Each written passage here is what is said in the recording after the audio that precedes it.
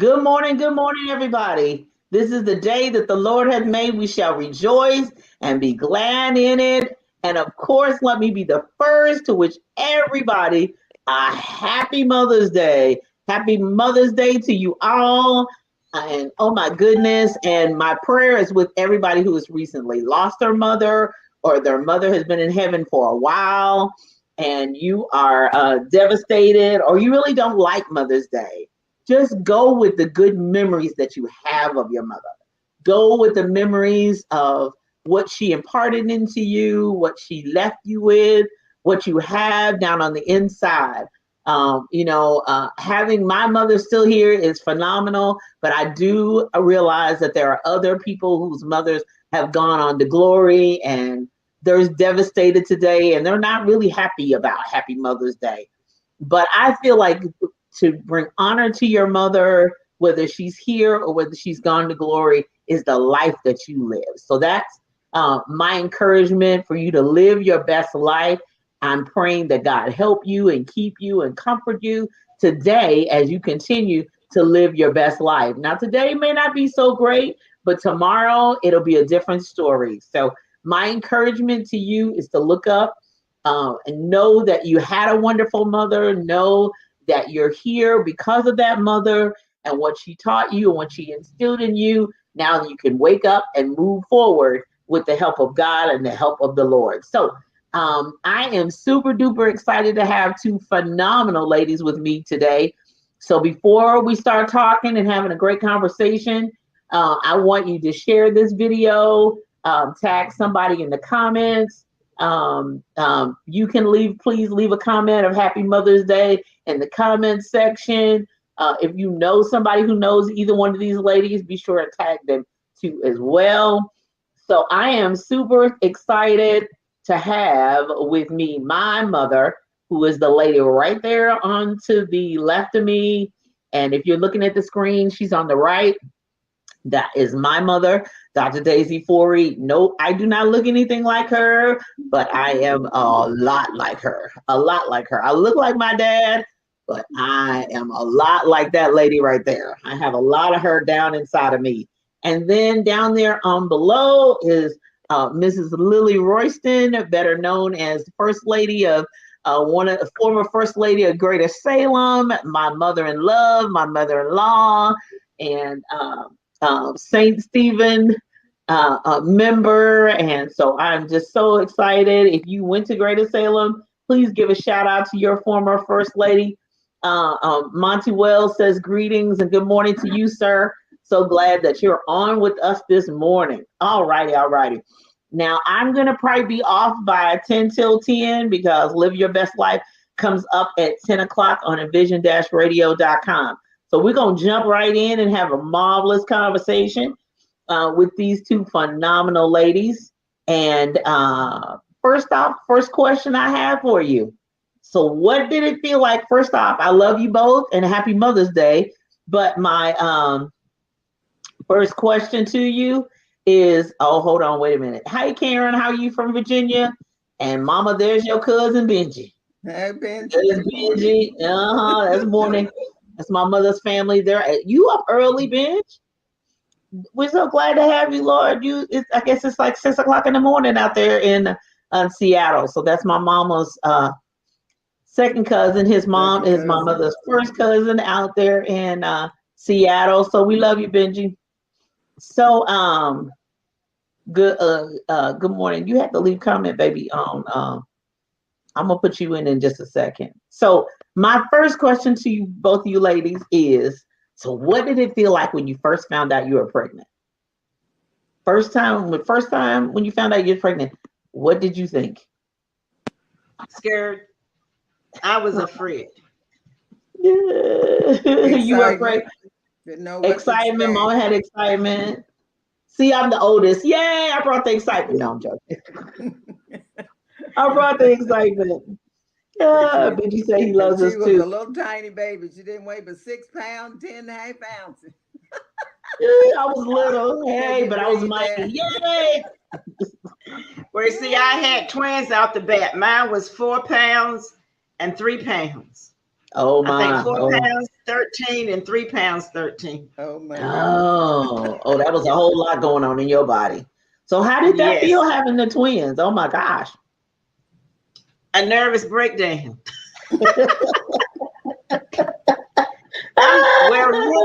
But really, I was very depressed because I was planning on one, and then when I got to the doctor, when I got ready to have them, the doctor says no, that you got twins, and see that really threw me because we only prepared for one. Then we had to go back and get everything, Oh my. And so then the nurse told my husband, you got to quit doing these double barrel shotguns. Double barrel shotgun. No. Oh my gosh. So there is Lisa Mama in New York. So wave at Lisa. She's in New York, and there's Devon out there in Fort Worth. Yay! Oh my God, double barrel shotguns. Oh my gosh, two. And I guess Papa had to be a nervous wreck. Reverend Royston had to be a nervous wreck, wasn't he? Oh, he was. Girl. Mama his mother had to hold him down. two babies in one. Oh my goodness. But do you know the blessing part was because I did have that, what they call it, the after you have the babies. Postpartum depression. And because they were in the hospital for about a month, then I was able to, Mama kind of got me back together before they came home. So it really made it nice. So where were you all then at the time? In Indianapolis. You're in Indianapolis. Okay. So you were in Indianapolis. So you were with your husband, mother-in-law, Miss Royston. You was with your mother-in-law. So yeah. But Mama, who helped you? Mama, who helped you? I was in Louisville at the Methodist Hospital. Dad helped me. He said, I'm going to order you diapers delivered every week so you don't have to wash diapers and nothing. I had the diaper service. Oh, He wow. was a big help to me. Oh. Plus, I had Aunt Lula and Aunt Helen. Yeah, I know they jumped in. Yeah. My baby pictures I have from Aunt Lula and Aunt Helen, I tell you.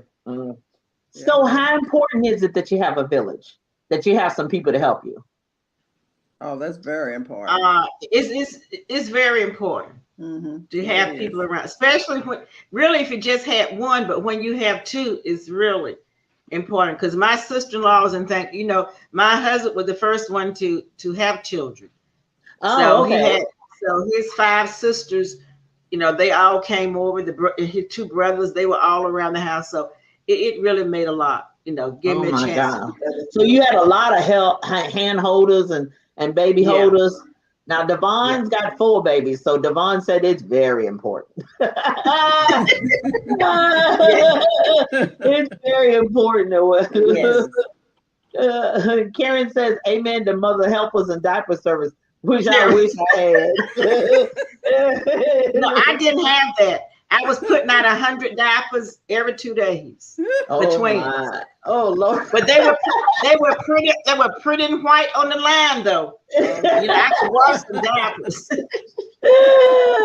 Come on, modern ladies. How would y'all get it all done if you had to put 100 diapers out every other day? Oh, you kidding me? And y'all complaining about Pampers. Y'all ain't got no price. Lord have mercy. Okay, so all right, so we got the twins, and then I'm born. I came in 63. The twins are born in 64. Okay, so now we gotta talk about having multiple children, having multiple kids, because you had 2 to start off with, but then Miss Royston, you had a 3rd son, and then Mama, you had 2 more of us. How do you manage with multiple people? Well, just take it a day at a time. Just take it a day at a time. Do what you got to do. Lady got to do what lady got to do. It was almost not quite 2.5 years difference between the twins and the baby. So by the time Tony came along, the twins, my sister came and stayed with me while I was in the hospital with Tony. And she potty trained. I was potty training the boys, but she brought her daughter with her. When I got home from the hospital, them boogers was completely potty trained. I told her, did you kill her? I don't know what she did, but I couldn't get them to sit on that pot for nothing, but she did. Ain't birthday no joke. I'm quite sure. Given what I know of her now, it was no joke. But that she was happened. running them like military, like soldiers. Yeah, yeah. So, Mama, you That's had right. three of us. You had three of us, and I mean, you know, I guess because I was the oldest, I always felt spoiled rotten. I mean, you know, I always felt like I had Mama's attention. But how did you do all of that? I mean, you know, like make us all feel like we was the only one. Well, a lot of times you being the first one, everybody wanted to take you with them. So a lot of times I didn't have you. 2 years later, I had Stacy. So then I had Stacy, and somebody would take you all the time. I'd come to church, somebody take you, hold you in church, then want to take you home after church, bring you back at nighttime on Sunday. So I didn't have you a lot. Other people always wanted to take. That's the reason why I travel the world to this day. I travel the world to this day. Somebody always wanted you. So then I got Stacy 2 years later. 4 years later, I had Marsha. Yeah, I had my youngest sister. I do remember when she came home from the hospital.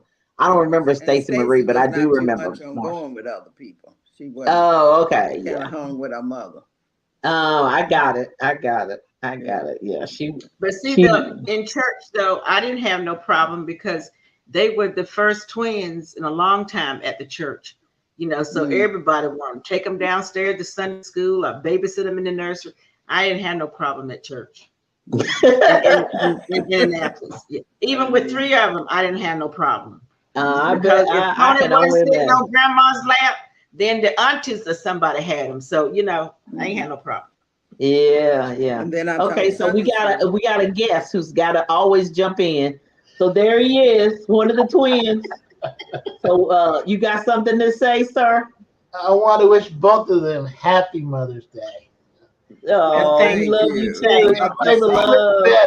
The son I didn't have. Better just having you here. Love you. Oh gosh, oh my Lord, this is so good. Okay, so what's your best memory about growing up with your mom? The best memory. I know you got a lot of whoopings, so we don't have to say that. But my best memory is when we were traveling somewhere. I don't remember where it was, but it was it was on our birthday.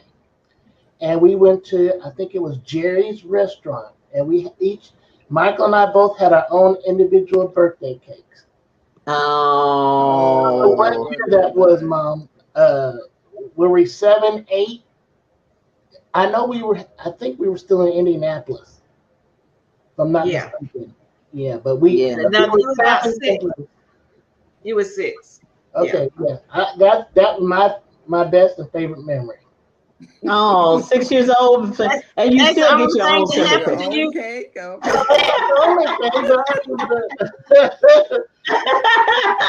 Mom was always there when we were, at all our swim meets, all that, so those are great memories right there, but Dad played his important part, but Mom was there for most of the other. Oh yeah, Mama was. Yeah, my mama was everywhere we went. I mean, she was there when we put us on the bus and drinking orange juice, running out the door, and then she was there when we got home, and then we ate because Daddy was taught school. So we ate dinner at 4:00. Most kids didn't eat till 5 or 6 whenever the daddy got home. I said, yeah, when my daddy gets home too, but he's 4:00 because he taught school.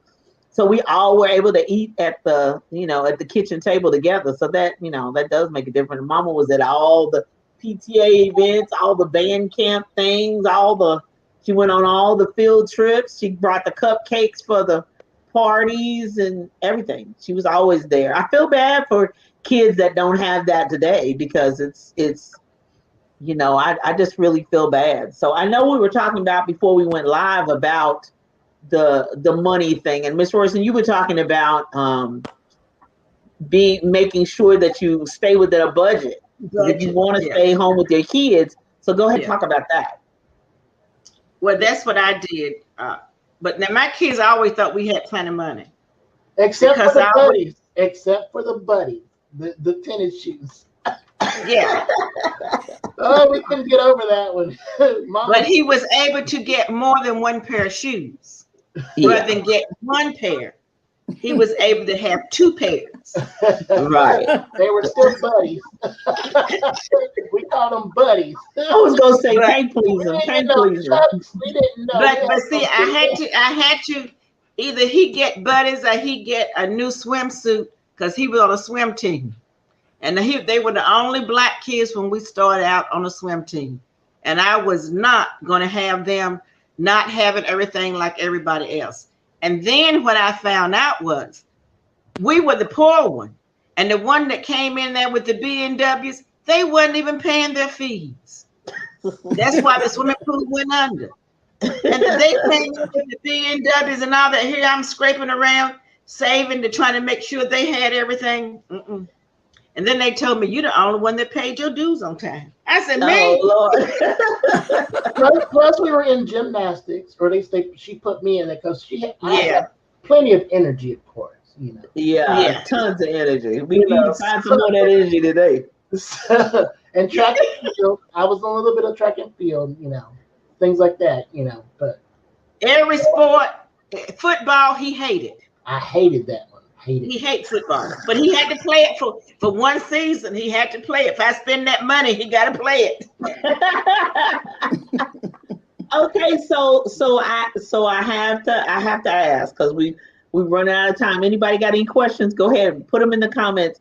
So my question is, what would you tell? Well, not really question, but as a comment, what would you tell? I need 2 things that you would tell either a young mother or a new mother. 2 things. What would you tell them? Let me think about it again. A new mother. If someone I know, advice. Wait a minute, Brian. Try to have a support group if you can. Okay. Don't try to do everything yourself. If you got somebody want to help you. And number 2, just kind of take one day at a time. Take one day at a time. Yeah. And the baby is not fragile. We think the baby is fragile. The baby is not fragile. We the one that should be protected. We go outside the baby born. Then by the time they get days in my age, they can't even move because they took the baby out too soon. The baby can go, but they need to stay home. Right. Yeah. They said we used to have to stay in 6 weeks. When I had Julia, Stacy, and Marcia, but they don't do that today. They said they send you home from the hospital, but we had to stay in there 4 or 5 days. But today I'd say share it with your husband. Let him have a part in raising the baby too. Share alike. Don't take all the responsibility. Let him. It takes 2. He's the daddy, right? But if you don't have a husband, raise a child. So but everybody that wants to help you. Right. Because everybody don't have a husband, so they need to support a husband. But if he's the daddy, let him help. Yeah, if he's the daddy, knows he's the daddy, let him be the daddy. If he knows he's the daddy, let him do his part. Let him definitely do his part. And share life. No. I tell me and Brian, when me and Brian were going through marriage counseling, we were the oldest couple in the room. But we were the only, I think, what was it, week 4? One of them weeks, it was 6 weeks, but one of the weeks we were to bring our parents because, Reverend Brown at St. Stephen said, well, you're not only just marrying each other, you're marrying each other's families. So we were the oldest ones. We were in our 40s when we were getting married. And so, we brought our parents and we were the only ones because my father wasn't deceased then. He didn't pass away till 2010. So this was 2006. And so we were the only ones there who had 2 sets of parents. And I'm quite sure it made totally difference because we saw in our houses, not perfect. Nobody's saying having 2 parents is perfect life. And nobody's saying that both our parents were perfect people because none of us are perfect. We all need God and none of us are perfect. Right. But having that example of what we want to see. You know, the working together, the struggle, the help each other. You know, when my mother did have a part-time job for a little while over the season or whatever, and my dad was home with us by ourselves. I mean, he made breakfast. He burned it a lot, but we ate, and I mean, he was there. What we did 24/7, spoiled us rotten, and really, gave us a work ethic and all of that. So being able to see that is really key. Even if your child, you're not with the baby's father, making sure that they have access, I think is so key. I think that is just such. You could always tell the difference of kids who have access to their dads and the ones that don't. It makes all the difference in the world, in your life, in their outlook, in their performance. As a teacher, you really, really need to have that. So, no questions in the comments. I know you all are enjoying the conversation. Karen says, such a lovely conversation with lovely ladies. Thank you. Lisa says, love, love, love. Any other questions, problems, any comments you all want to make before we go, before we get ready to get on out of here? Because I promise I wasn't going to keep y'all all day. Well, I'm going to wish everybody out there a happy, happy Mother's Day. I agree. Happy Mother's Day to you all, and thanks for having me on, Miss Julia. Yes, thank you. You're welcome. You're welcome. And I appreciate you both being on. I love y'all both. And Benji says, Mother Davis, your cousin says, and all of them in Seattle say Happy Mother's Day. This is a very good talk for family. Thanks, cousin and aunties. He put you in, Miss Royston too, his auntie. Okay. And believe you me, if they met you, they are all about family. They don't care who you related to. They just all about people and all about family and all about that good stuff. Brian can tell you specifically because they love him just like that. They've known him all his life and they treat him such. So hopefully we'll get back out to Seattle and then get to Alaska and all that good stuff to be with you all sometime soon. And if not 2022, 2023. So I just want to take this opportunity to wish you all a happy Mother's Day and continue to live out the life. If your mother is no longer here, and both my mother and Miss Royston, their mothers are passed on, but they're living out the life that they saw before them. And that is one way. Sure, get your tissue out, cry tears, be sad. If you feel like you're in that grieving stage, be sure and do that, but know that you're here because of them and you have a life to continue to live and to live your best life based on what they have taught you. So speaking of live your best life, at 10 a.m. In about 10 minutes, Live Your Best Life is coming up on envision-radio.com. And I want to say publicly, thank you, Brian Royston, for all you do for envision-radio.com and for Live Your Best Life and all the programs there for helping them to continue to thrive and to sound phenomenal and to sound so wonderful. Yay! And I have a free gift for you all. Go to under my screen right there. It says RoystonRoyalBookstore.com. To Mom with Love. It's a free download. So go there, RoystonRoyalBookstore.com, and download your free copy of To Mom with Love. That's my Mother's Day gift for all of you. And go ahead and share that link, RoystonRoyalBookstore.com, and download your free copy of the anthology To Mom with Love. I've written a chapter in there and dedicated it to my mother as well. So that is the To Mom with Love Mother's Day anthology is my free gift to you all. So go to RoystonRoyalBookstore.com. Be kind to each other, love each other, and more importantly than ever, we love you. We're praying for you, and live your best life. Bye-bye. Have a great day.